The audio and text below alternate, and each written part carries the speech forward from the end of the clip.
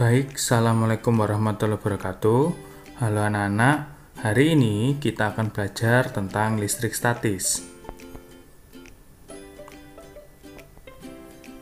Ada dua materi yang perlu kalian pelajari. Yang pertama adalah tentang konsep listrik statis. Nah, di sini nanti kalian akan belajar tentang muatan listrik, hukum Coulomb, medan listrik, beda potensial, dan energi listrik. Yang kedua, ini ada penerapan listrik statis dalam kehidupan sehari-hari. Kelistrikan pada sel saraf, hewan-hewan penghasil listrik, dan pengguna listrik statis dalam teknologi. Oke, hari ini kita akan mengenal dulu tentang listrik statis. Listrik statis ini merupakan listrik yang diam. Setiap benda ini selalu terdapat muatan atau listrik statis. Nah, konsepnya di sini kalian perlu mengenal dulu. Ini adalah atom. Atom ini adalah bagian yang paling kecil dari suatu benda. Nah, di dalam atom ini ada subatom atau bagian-bagian atom. Nah, di sini ada proton. Proton itu adalah subatom yang bermuatan positif. Ada neutron, itu subatom yang tidak bermuatan atau netral. Proton dan neutron ini terletak di inti atom. Lalu, inti atom ini terdiri dari berbagai lapisan-lapisan kulit. Nah, di kulit ini terdapat yang namanya elektron atau subatom yang bermuatan negatif. Benda yang di dalamnya kelebihan elektron ini disebut benda bermuatan negatif.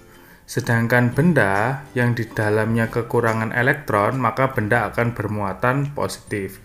Jadi, sebenarnya muatan dalam suatu benda ini dapat berpindah. Yang berpindah adalah elektron, karena elektron terletak di luar atau terletak di kulit, bagian kulit seperti ini. Sehingga sangat memungkinkan elektronnya ini akan berpindah. Nah, ini suatu percobaan. Sisir dan rambut ini memiliki muatan masing-masing. Lalu sebelum digosok, sisir dan rambut ini bermuatan netral. Setelah sisir digosok, maka yang terjadi adalah elektron pada rambut berpindah pada sisir, sehingga sisir kelebihan elektron, maka akan menjadi bermuatan negatif. Jadi, setelah sisir digosokkan ke rambut, maka sisir ini akan bermuatan negatif karena kelebihan elektron. Beberapa penerapan listrik statis. Bahan-bahannya seperti ini. Misalnya, ada kaca yang digosok dengan kain sutra. Maka hasilnya kaca jadi bermuatan positif, sutra bermuatan negatif. Hal ini terjadi karena elektron dari kaca berpindah ke kain sutra. Bahan yang kedua, mistar plastik dan kain wol. Mistar plastik akan menjadi bermuatan negatif dan kain wol akan bermuatan positif. Hal ini terjadi karena elektron dari kain wol berpindah ke mistar plastik. Yang ketiga, sisir dengan rambut manusia. Sisir akan bermuatan negatif, sedangkan rambut manusia akan bermuatan positif. Hal ini karena elektron dari rambut manusia berpindah ke sisir. Jadi sisir kelebihan elektron, sedangkan rambut akan kekurangan elektron.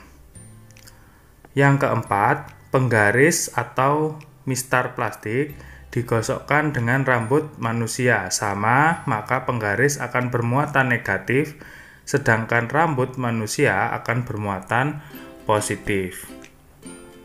Alasannya, elektron dari rambut manusia akan berpindah ke penggaris.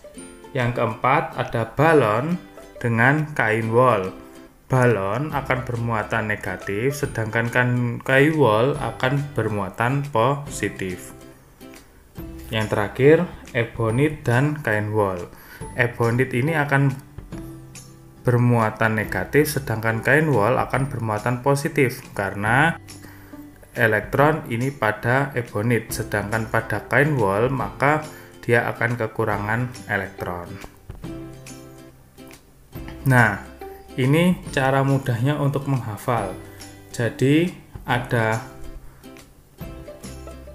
nama-nama benda yang perlu kalian ingat-ingat. Cara mengingatnya adalah kara, wol, sublanit. Jadi ada kaca, rambut, wol, sutra, plastik, dan ebonit.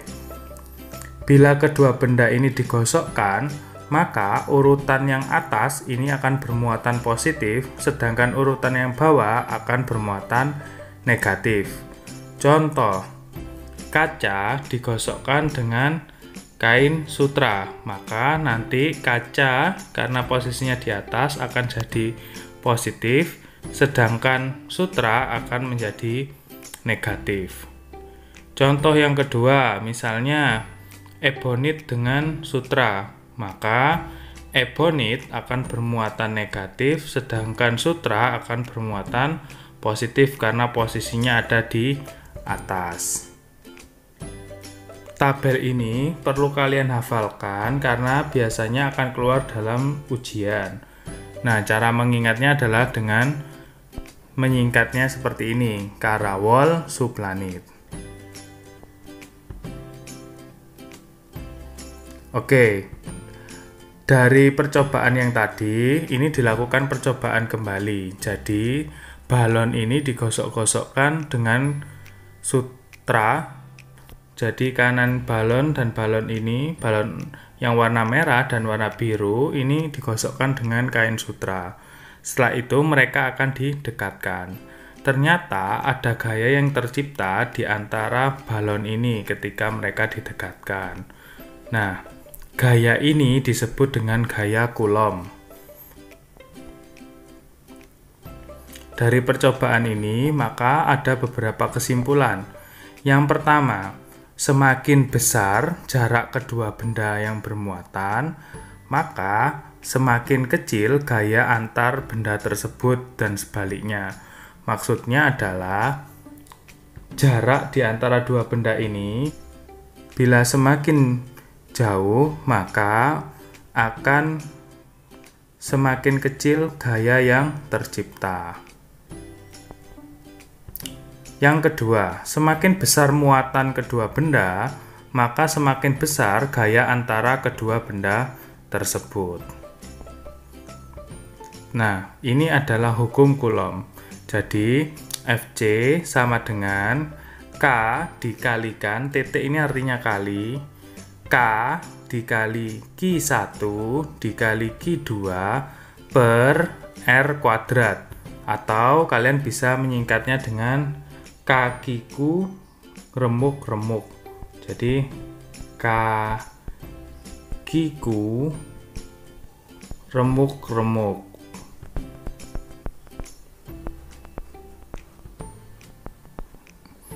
Oke, di sini Fc ini merupakan gaya Coulombnya.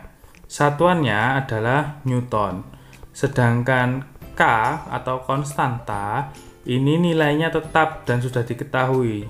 Jadi meskipun nanti di soal tidak diketahui konstantanya, selalu kalian tulis 9 kali 10 pangkat 9 Newton meter kuadrat per Coulomb kuadrat. R ini adalah jarak di antara dua muatan, satuannya meter, boleh kalian tulis M. Sedangkan tadi ini gaya Coulombnya ini satuannya adalah Newton. Kalian boleh menulisnya N. Q1 ini adalah besar muatan listrik benda pertama, satuannya Coulomb atau C. Yang Q2 besar muatan listrik benda kedua, satuannya sama, Coulomb. Contoh soal. dua buah muatan listrik positif yang ada di dalam membran sel saraf masing-masing sebesar Ki dan 2Ki, terletak pada jarak 2 cm. Hitung berapakah gaya Coulomb yang dialami kedua muatan tersebut jika Ki sama dengan 1,6 kali 10 pangkat min 19 Coulomb. Nah, yang pertama kita tulis diketahui, ditanya, baru dijawab. Yang diketahui, Ki1-nya itu 1,6 kali 10 pangkat min 19 Coulomb. Sedangkan Ki2, karena Ki2 ini 2Ki, jadi kita dikalikan 2 Ki-nya ini.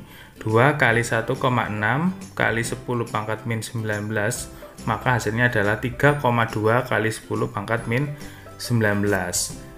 R-nya ini dirubah ke dalam bentuk meter. Di contoh itu kan senti, ya. Nah, maka ini sudah dirubah meter. Ini bukan C ya, tapi meter. 2 kali 10 pangkat min 2 meter. Konstantanya 9 kali 10 pangkat 9. Yang ditanyakan adalah gaya Coulombnya. Jawab, Fc sama dengan kakiku per R kuadrat. Maka kalian isikan apa yang diketahui, 9 kali 10 pangkat 9 dikali 1,6 kali 10 pangkat min 19 dikali 3,2 kali 10 pangkat min 19 per 2 kali 10 pangkat min 2 pangkat 2 meter. Maka ketemunya yang atas ini kita kerjakan dulu. Ini kita kerjakan terlebih dahulu. Maka ketemu 46,08 kali 10 pangkat 9 plus min 19 plus min 19 per 4 kali 10 pangkat min 4. Maka hasilnya akan ketemu 11,52 kali 10 pangkat min 25. Ingat, ini belum bentuk baku. Agar menjadi bentuk baku, maka ini harus berupa satuan. Jadi 1,152 kali 10 pangkat min 24. Jadi, besar gaya Coulomb yang dialami muatan Ki dan 2Ki yang terpisah pada jarak 2 cm adalah 1,152 kali 10 pangkat min 24 Newton. Gaya medan listrik dua muatan. Ingat, muatan tadi ada muatan positif dan muatan negatif. Bila muatannya beda jenis, maka nanti akan tarik-menarik. Muatan positif nanti akan keluar gini, lalu yang negatif masuk, maka terjadi tarik-menarik. Sedangkan, bila positif ketemu dengan positif, maka akan tolak-menolak. Ataupun sebaliknya negatif dengan negatif. Kuat medan listrik. Nah, ini cara untuk mencari kuat medan listrik. Medan listrik ini adalah daerah yang masih dipengaruhi oleh muatan tersebut, masih dialiri muatan tersebut. Nah, di sini E sama dengan F per Ki. E ini adalah kuat medan listrik, satuannya Newton per Coulomb. F ini gaya Coulomb, sedangkan Ki ini muatannya. Contoh soal. Gaya Coulomb yang dialami kedua muatan A dan B adalah sebesar 4 kali 10 pangkat min 4 Newton. Jika besar muatan A sebesar 4 kali 10 pangkat min 6 Coulomb dan muatan uji sebesar 4 kali 10 pangkat min 12 Coulomb, ini Coulomb ya. Berapakah besar muatan medan listrik yang dirasakan muatan uji B oleh muatan A? Kita tulis diketahuinya terlebih dahulu. Ki A sama dengan sekian. Ki B sama dengan sekian. Maka yang ditanyakan adalah muatan uji A atau EA. Jawabnya E sama dengan F per Ki. kalian masukkan saja seperti ini, maka akan ketemu 10⁻8 Newton per Coulomb. Oke, selanjutnya, maka di sini besar kuat medan listrik yang ditimbulkan oleh muatan A adalah 10⁻8 Newton per Coulomb. Hubungan beda potensial dan energi listrik. Beda potensial di sini adalah V simbolnya, satuannya adalah volt. Sedangkan energi listrik ini satuannya joule. Sedangkan muatan listrik ini Q, satuannya adalah Coulomb.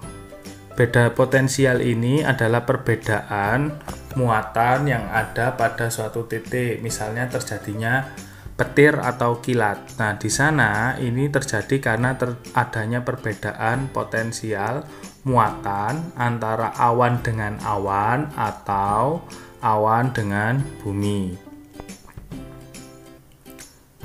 Contoh soal, berapakah beda potensial kutub-kutub baterai sebuah rangkaian jika baterai tersebut membutuhkan energi sebesar 60 joule untuk memindahkan muatan sebesar 20 Coulomb.